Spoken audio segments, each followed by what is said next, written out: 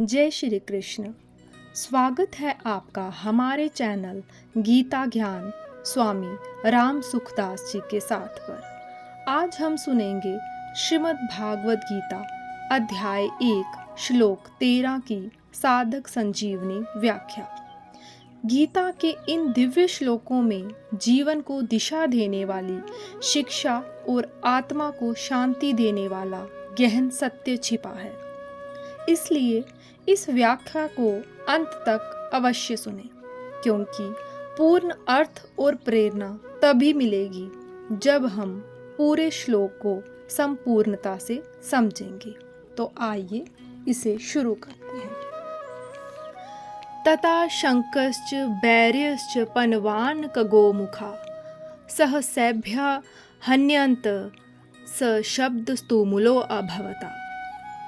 उसके बाद शंख और भैरी नगाड़े तथा ढोल मृदंग और नरसिंगे बाजे एक साथ ही बज उठे। उनका वह शब्द बड़ा भयंकर हुआ। इसकी व्याख्या इस प्रकार है। तथा शंकश्च बैर्यश्च पनवानक गोमुखा। यद्यपि भीष्म जी ने युद्धारंभ की घोषणा करने के लिए शंख नहीं बजाया था, प्रत्युत दुर्योधन को प्रसन्न करने के लिए ही शंख बजाया था। तथापि कौरव सेना ने भीष्म जी के शंख वादन को युद्ध की घोषणा ही समझा।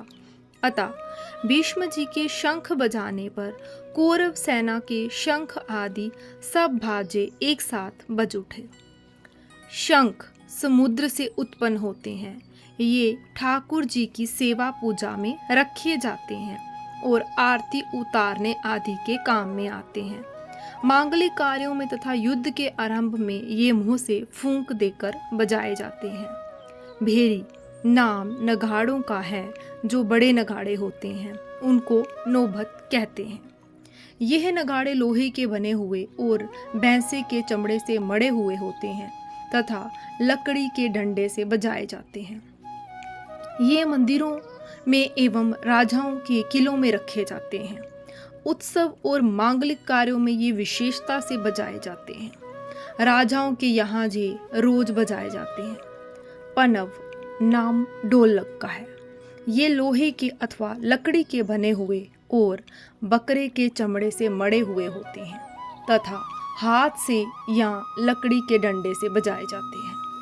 ये आकार में ढोलक की तरह होने पर भी ढोलकी से बड़े होते हैं। कार्य के आरंभ में पनवों को बजाना गणेश जी के पूजन के समान मांगलिक माना जाता है। आनक नाम मृदंग का है। इनको पखावज भी कहते हैं। आकार में ये लकड़ी की बनाई हुई ढोलकी के समान होते हैं। ये मिट्टी के बने हुए और चमड़े से मढ़े हुए होते हैं तथा हाथ से बजाए जाते हैं। गोमुख नाम नरसिंगे का है। ये आकार में सांप की तरह टेढ़े होते हैं और इनका मुख गाय की तरह होता है। ये मुंह की फूंक से बजाए जाते हैं। सहसेभा भय हन्यंता अर्थात कर्म को अत्यंत सुगमता पूर्वक धोतन करने के लिए यहाँ कर्म आदि को ही कर्ता बना दिया जाता है। उसको कर्मकृत प्रयोग कहते हैं। जैसे कोई लकड़ी को चीर रहा है तो इस कर्म को सुगम बताने के लिए लकड़ी चीरी जा रही है, ऐसा प्रयोग किया जाता है। ऐसे ही यहाँ बाजे बजाए गए ऐसा प्रयोग होना चाहिए, परंतु बाजे बजाने में सुगमता बताने के लिए सेना का उत्साह दिखाने के लिए बाजे बज उठे ऐसा प्रयोग किया गया है। सहसेभा भय हन्यंत।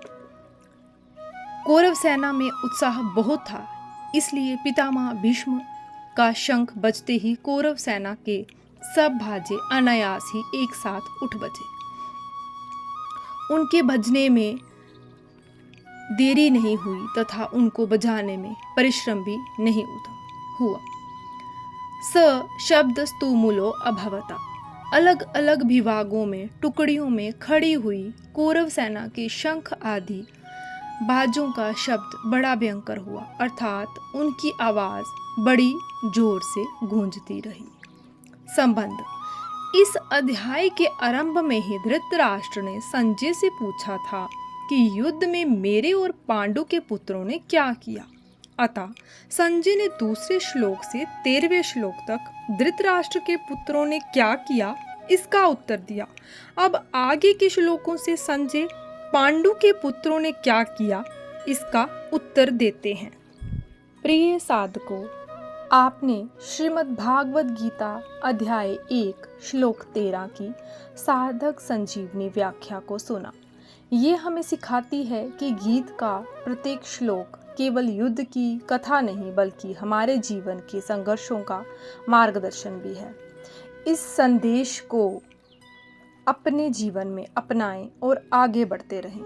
यदि ये वीडियो आपको अच्छा लगे तो इसे लाइक करें, शेयर करें और हमारे चैनल को सब्सक्राइब करना ना भूलें। गीता का ये अमृत संदेश जीवन में उतारें और हर दिन को सार्थक बनाएं। जय श्री कृष्ण।